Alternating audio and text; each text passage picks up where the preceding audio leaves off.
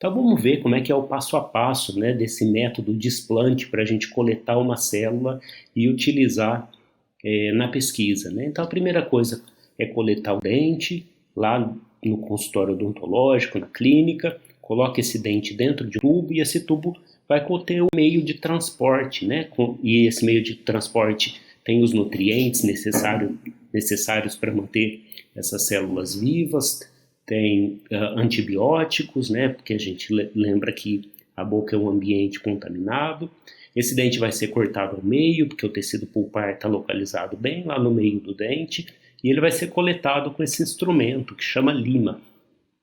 Depois de coletado, esse tecido vai ser cortado em pequenas porções, colocado nas placas de cultura e adicionado o meio de cultura para que essas células possam proliferar aí a partir desses explantes, né? Elas são mantidas na estufa a 37 graus Celsius com 5% de CO2 e com o passar do tempo a gente observa a proliferação dessas células a partir desses explantes, né? Então aqui tem um pedaço de tecido que foi coletado e as células vão proliferando a partir desse tecido.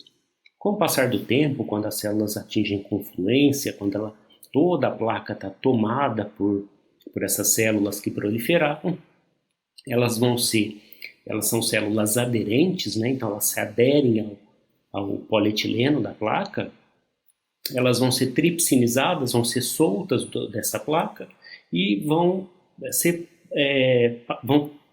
passadas para outras garrafas para que a gente obtenha um número suficiente de células para fazer os experimentos ou para utilizar nas estratégias terapêuticas, como a gente vai ver mais para frente.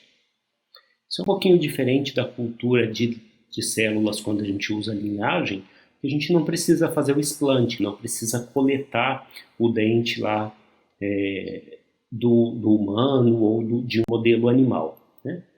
Essa célula de linhagem, ela fica congelada lá no nitrogênio líquido.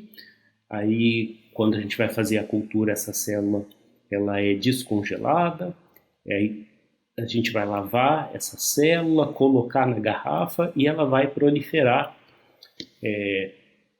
até que a gente consiga fazer os experimentos, né? Então o processo ele é muito mais rápido nessa segunda situação. Então a gente tem as duas possibilidades para fazer a experimentação.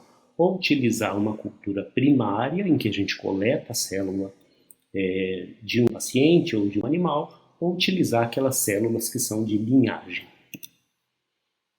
E aí, o que a gente faz com essas células? Para que a gente coleta isso? Qual que é a ideia de fazer esse tipo de pesquisa?